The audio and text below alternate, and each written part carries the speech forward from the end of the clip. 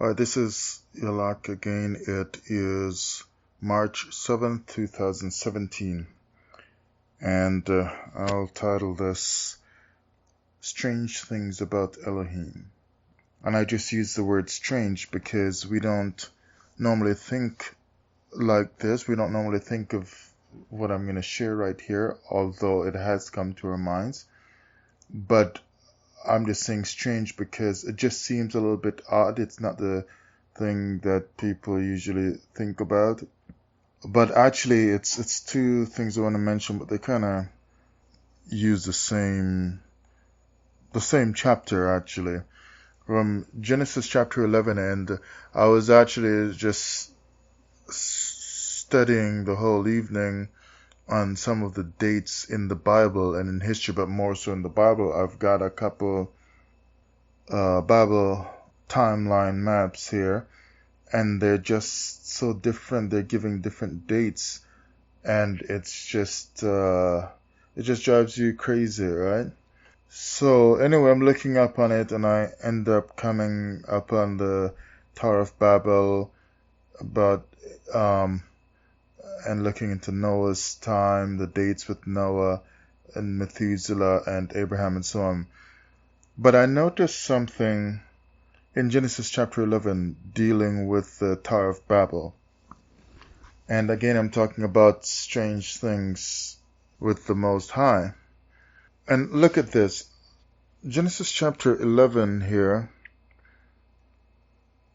I'm going to read this from what's this Bible version? The Revised Standard Version, translated from the original tongue, being the version set forth AD 1611, revised AD 1881 to 1885, and AD 1901. Thomas Nelson and Sons, they put out this version of the Bible. This copy was printed in 1953. Here it sounds a little bit different here with certain things. We don't normally, when we read the average King James Version, it says in Genesis 11 verse 1 that the whole earth was of one language and one speech. This one here says in Genesis 11:1, now the whole earth had one language and few words. So it just looks a little bit strange, like the vocabulary was not that much. One language, few words, one speech.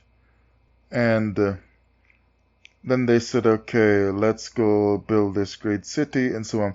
Notice what it says here in verse 2 and going on. And as men migrated in the east, they found a plain in the land of Shinar, which now I know is Sumer, and settled there. And they said to one another, come, let us make bricks and burn them thoroughly. And they had brick for stone and bitumen for mortar. Now, about last month, I've been researching the making of bricks. Now, I've actually physically made bricks before. I learned that when I was in Jamaica as a small boy. Our church there in Kingston was making our own school. The church had a property across the street. Our church did well. It was like the headquarters for the organization that we belonged to, and we also owned the property next door. And we made a school there, I guess, like a basic school here. I guess you'd probably call it kindergarten maybe. But there we call it basic school, your first school to go to as a small child. And so we built the school ourselves. And I learned to make bricks because we made our own bricks, right? And we left them out to dry out in the sun and left them all day and overnight and so on. So I learned to make bricks. And I remember that. And so I started looking up how to make bricks, like the history of brick making in the world. Because I told you I'm rereading the Bible, so you'll hear me say that a lot of times.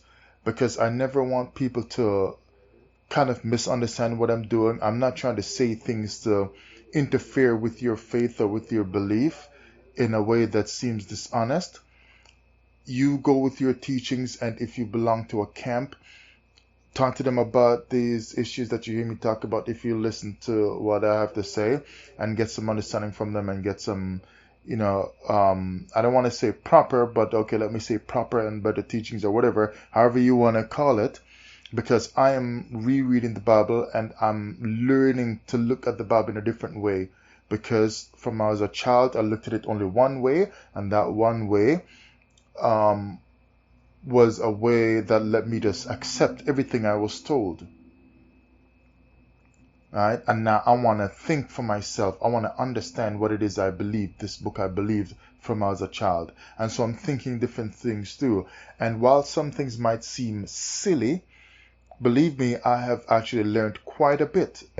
But, by looking at things, again, I can start to see some things a little bit more. And so I'm questioning more. And that's how I was looking at the dating of different things that happened in the Bible this evening, which led me to this. And when I look at it here, I was starting to look at brick making, because if I'm rereading the Bible, if they talk about let's make us brick and they're talking about bitumen and so on, and slime, right, and mortar, I have to go and stop now reading the scriptures to go and look at that to see when did people start making bricks, because I want some more understanding. So let's stretch it now. For example, to show you how important it is for me to reread the Bible in this way where I'm questioning things. Let's say I look into brick making and people just started, now we know this isn't correct, but let's say people started making bricks 500 years ago. Then right away I would know that something I learned about Genesis chapter 11 and the making Tower of Babel is out of place, it's odd, because this setting in Genesis 11 didn't happen 500 years ago or after. So I would know that something is strange about Genesis chapter 11, saying that they were making bricks from way back then, thousands of years ago, or something is odd about modern history that tells me bricks only started to be made 500 years ago. So you see what I'm saying? So you have to think like that, because there are people out there who will show you that time has been changed on us in history books. Some are saying that the datings for different events in history have been switched around on us and have even been shifted back by 1,000 years and so on. So, I mean, it's just, it's like everything you try to read to learn about ancient things, you have to come at it from so many different angles, consider so many different things. So, I mean, it's a lot of learning, a lot of reading. So I hope people really more try to appreciate what I'm doing. I'm not trying to shortchange anyone. I'm just considering things a little bit more keenly. So that's just where I'm at. So catch me in another 5-10 years. You're going to get some even more valuable information from me, because now is when I'm really questioning things. And I might look silly now, but just give me some time with it. And at least I'm sparking your interest for you to look at certain things deeper.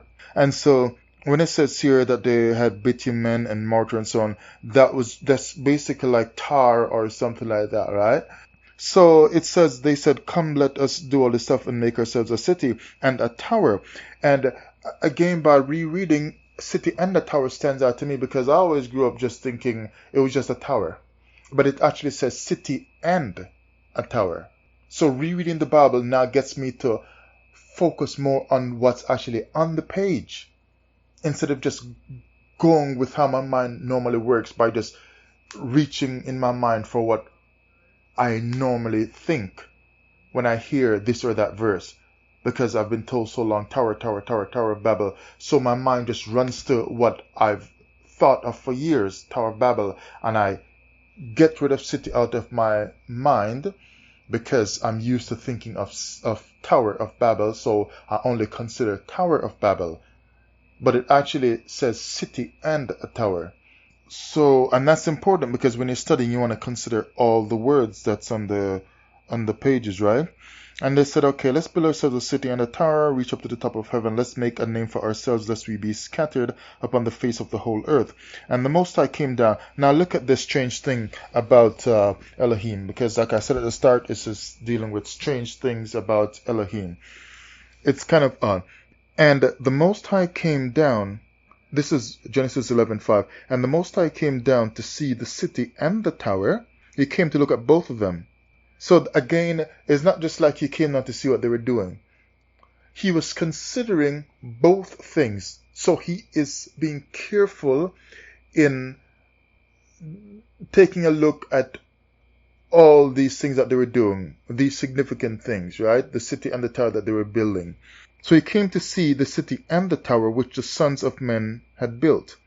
And the Most High said, Behold, they are one people.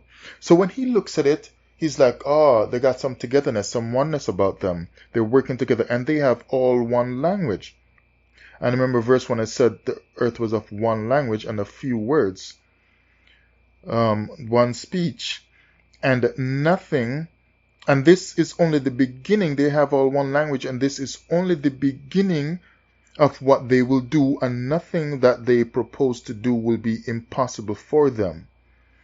Alright, and King James should probably say something like, will be restrained from them. So nothing will be impossible for them. Come now, let's go down. Confuse their language, King James might say confound, that they may not understand one another's speech. So the Most High scattered them abroad upon the face of all the earth, and so on. So he says nothing will be impossible for them which they began to do. And he says based on seeing them do that and their one language and so on, he says nothing will be impossible. This is only the beginning. So their language or their tongue gave them power to accomplish. That's the first thing to note. Gave them power to accomplish.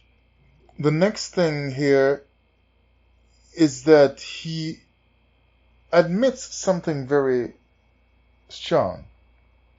That this is the beginning. So he could see in their hearts that there was an intent to continue. So this is not just what they're going to stop at. They're not just going to build a city and tower and that's it. They're going to accomplish more things, whatever else might come to their mind. And nothing is going to stop them from doing even more things. So something about this whole scenario made the Most High come, as it says, down, to, meaning approaching them to see what they were doing. Their togetherness made them actually work together to accomplish something very great. And I would venture to say that that greatness would, for want of a better word, threaten what the Most High wanted to happen. It would threaten it. Or he wouldn't stop it, and before that he wouldn't even come down to see it. Something about seeing it threatened the Most High's plan or his will for him to say, let's go and see what they're doing. Because, no. Something doesn't look good right there. And let's stop that. Now, if people are building things and accomplishing things, why is the Most High stopping that? Like, how threatening is it if somebody builds a city and a tower? But I guess evil intentions would make that be a threatening thing. Now, the next thing is that when you run back to the book, to the Garden of Eden story, the Most High, again for want of a better way of expressing it, felt threatened. Again, like I said, for want of a better way, felt threatened by Adam and Eve taking off that fruit. And he's like, what? I gotta stop this. No. You can't stay in here. Get out. Put them out of the garden. He felt threatened by that, and he thwarted the progress of whatever could have come out of the effects of eating from that tree. So we see in this case here with the city and the Tower of Babel, and with Genesis, that these are two, to me, strange occurrences where the Most High felt he has to stop man from accomplishing something, stop man from doing something. And he stops it. There's something very strong about this. That's why I say there's strange things about Elohim.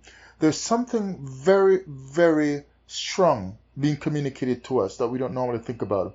is that the Creator who made sun, moon, stars, everything, things that we could never make, felt, for want of a better word, threatened on these two occasions, in Eden and with the city and Tower of Babel, that he had to stop man.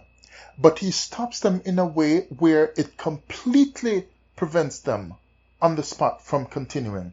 Prevents them from remaining in Eden, and prevents them from touching the other tree of life, and in Babel prevents them from continuing to build. And you would normally think that building is a good thing. But he somehow cannot or refuses to tolerate this. No way, you can't keep building this stuff. But notice as well that he says it's only the beginning and nothing will stop them from doing even more. So what that tells me is that the Most High from the start made man in a way, and language has to be a part of that empowers him, but made man in a way where he has the capacity inbuilt to do things so great that even the Creator says, I cannot tolerate you making any further progress. I can't do that. See how strange that is? It's just food for thought. That somehow the Creator says, no way. But people are building all kinds of cities now, and it don't seem like it's that big of a problem. Cain ran off and he built a city. The Most High said, just be a vagabond, but yet he goes and builds a city as if he just, instead of being a vagabond, he just stays in one place. And the Most High doesn't seem threatened about that. But they built this city right here with a tower, and he's like, no. That's strange. Now, the next thing that seems a bit odd is that there seems to be some kind of a mind control with Elohim. Now you hear about, what do they call it now in modern times? Is it the mind control term? I don't know, MLK or something. I don't know, whatever it's called. But mind control stuff, CIA mind control, all that kind of stuff. You've read all those things.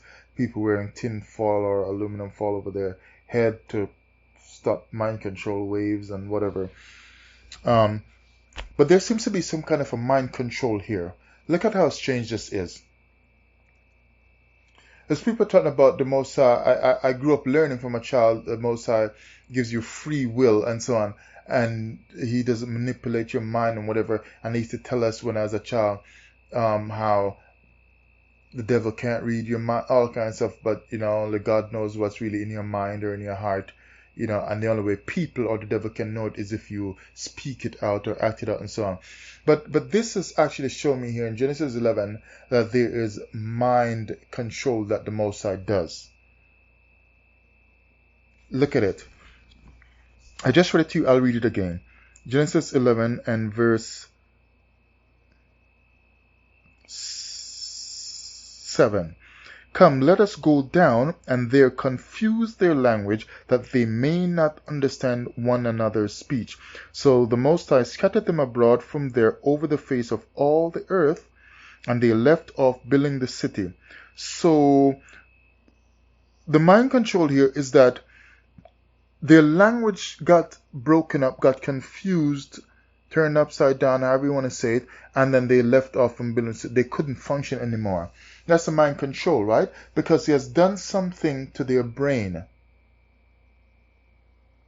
You hear these modern mind control weapons and devices that do whatever to your brain waves or whatever, and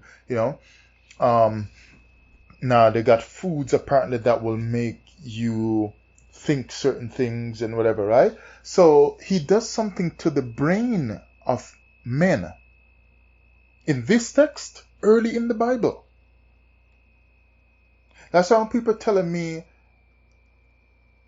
that there is some master Satan as known in the Christian religion, I find that strange now, because the scriptures are showing me more and more as I begin to reread the Bible that the Most High controls how good and evil happens in the earth. You can't just create the earth. The Most High is not going to just create the earth and just let some loose cannon Satan have his way of doing anything he wants. And then the Most High is going to struggle to take thousands of years to fix it. The Most High is doing something from in the book of Genesis. He is in control of everything. Does that mean we don't have some amount of free will? Because in terms of choosing to do certain things that's right and wrong, no, that's not what I'm saying. Because obviously we can choose whatever, right? But he still controls people's minds. He still controls. He has his times, maybe I can better put it this way, he has his times when he'll move in and he'll do that mind control thing. That's why I say strange things about Elohim. Because it says here that he confused their language and then they couldn't cooperate with each other anymore, right? And we know the brain, if he does something to the brain here in this text, the brain deals with and controls your language or your tongue and your speaking. You're not going to be able to speak if something is wrong with your brain in a way where you can't speak anymore. So he did something to their brains that, he messed with their mind, of course. He did something with their brains that did not allow their brain anymore to retain the same kind of language as in Genesis 11 verse 1 where they all had one language. So he did something with their brains that made them start to speak different languages or start to speak their language in different ways so that they could not understand. So when the brain got interfered with by Elohim, it messed up their language and the brain started telling them to speak A when they probably meant to speak B. They start saying this word when they should have said that word. They start forming a sentence this way when they wouldn't form the sentence that way before that. So he did brain control, something, right? That's strange. That's mind control. So if you're telling me he don't do mind control, yeah, he did it right here. He controls. Now, and there's a verse in the Bible as well that says, I think it's probably in Job somewhere, that says the Most High seals up dreams in you in the night. Right, to direct how you will live.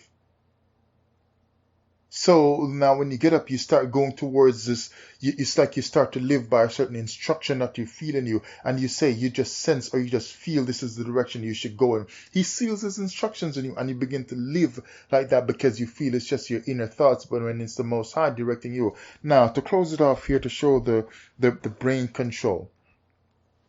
Remember too that the Most High basically put the Pharaoh in a way. Let me see if I can find it here. Let's try. Is it Exodus 7? Exodus 7 and verse 3.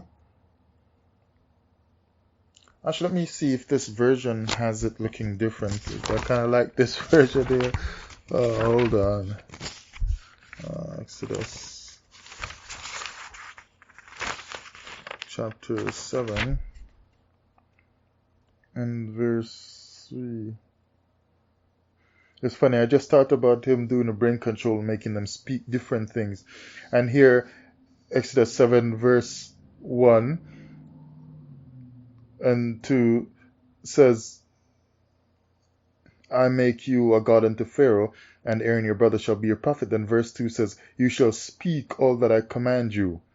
So this happens a little different, where he's telling him, speak what I command you, but in the Babel story, he makes him speak something different.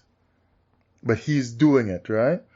But verse 3 says, Exodus 7 verse 3, but I will harden Pharaoh's heart, and though I multiply my signs and wonders in the land of Egypt, Pharaoh will not listen to you. Then I will lay my hand upon Egypt and bring forth my hosts, my people, the sons of Israel, out of the land of Egypt by great acts of judgment. And the Egyptians shall know that I am the Most High, and so on. So, okay, yeah, so he's basically saying he will harden Pharaoh's heart. Hardens Pharaoh's heart. That word harden, kasha, means to be hard or severe, be fierce, right? Harsh, difficult. So, to be ill-treated. So basically he's making or he's controlling Pharaoh's heart, which then means he's controlling the man's mind, which means he's dealing with how the man's going to interpret stuff and think of it in his brain or in his mind, right, in his heart. So there again, you see the Most High is doing that to Pharaoh to make Pharaoh harden himself. So that's what he means. I will harden Pharaoh's heart. And I used to think that means, well, that's unfair, because some people would say that to me, like, you're telling me God would just do that to a man and make him whatever. The way I look at that, though, is that if he's hardening Pharaoh's heart, he's really just simply locking Pharaoh into the mindset that Pharaoh already had. Pharaoh was already doing stuff to the children of Israel, so he already had a hard heart towards the children of Israel. He was killing their children, oppressing them, and so on. And he wouldn't stop. So because he wouldn't stop, the Most High locked him into that kind of behavior, so that he can't get out of it in order to destroy him, bring judgment on him. It's like the children of Israel going to captivity. The Most High basically says, I'm going to let you worship other gods. You're going to worship God's wood and stone, and you're going to eat corrupt food when you're there in strange lands and so on. Why? Because we already started eating corrupt food and making cakes of these other gods, worshiping these other gods and so on. So the Most High says, since that's what you like to do, I'm going to lock you into your own evil, your own transgressions. I'm going to lock you into it forever. Kick you out into these other strange lands into captivity, and you're just going to live like that since that's what you choose. So he locked him into it. So that's the way I look at it. He locked Pharaoh into the hard heart kind of stance that Pharaoh already had. Because, I mean, if Pharaoh is ignoring the cry of the children of Israel and their pain and so on, the same way we have it here in captivity, where they know we're being oppressed and they're doing it and they don't care. If Pharaoh is hearing the children of Israel crying all the time, this is hard labor, hard bondage, just as evil, this is wicked, and they're cussing out the Pharaoh government and all that, and he don't stop treating them like that, obviously he has hardened his heart already toward them. The Most High just simply locked him into it. So he locks him into it, right? Now let's look at one last verse here that shows again how the Most High controls people's mind when he wants, right? So strangeness or strange things of Elohim. Proverbs chapter 21 verse 1. The king's heart is in the hand of the Most High. As the rivers of water, he turneth it whithersoever he will. And this other version here again, the king's heart is a stream of water in the hand of the Most High. He turns it wherever he will. So basically, it's just saying the Most High is controlling, like he will control where the water flows in a stream or in a river. And people do that today, and they've been doing it from ancient times anyway. You build the waterway the way you want, you divert the water, let it flow here or there. It's the same.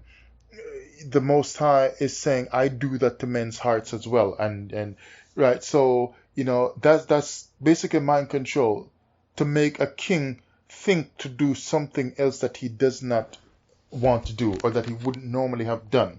He can make the king go and do something that's terrifying to somebody else, or he can make the king switch and change in his heart, get up in the morning and decide, I'm just going to be good to the people of the Most High, good to the children of Israel and so on, right? We see that in different times in the Bible, right? With Abraham and Sarah down in Egypt, with Vashti, that whole story there, and Esther. The Most High just changes people's hearts, right? Whenever he wants certain things to be done. And if the person wouldn't normally do it, then he controls your mind, right? Now, this is his world. It's his world. And so he can do whatever he wants, right? Whatever. You're telling me mere man will do that. Sometimes we'll manipulate people. And people running businesses, they'll do that sometimes. Even salespeople do that with you with their sales tricks to get you to think a certain way to purchase the product or sign on for the service. And if you're doing that just in your regular daily job and so on, how much more when there is a whole earth, this whole issue of being alive on the earth. that the Most High is running, how much more so would he control people for something that's far greater, such as existence and getting his will done? So, yeah, just strange things about Elohim. Look at it and see that maybe sometimes we haven't seen certain things until we go back and look again. And like I said, thanks for listening to me. I'm rereading the Bible. Some of these things I say now that seem kind of odd and strange, they're going to help not just myself, but they're going to help you as well to taking a look at other things later on in the Bible. Because I've been talking about Adam and Eden for a while now. I'm going to go through the whole Bible, and I guarantee as I go through some more, I'm going to start to see things in a better, more clearer way as I go through, because I'm rethinking. And now as I reevaluate certain things that I've believed and sharpen them or tweak them or change them as I see fit, based on history and based on what I see in the scriptures with some better understanding, then I'll start to understand certain other things a lot better as I go through reading. Thanks for listening. Strange things about Elohim.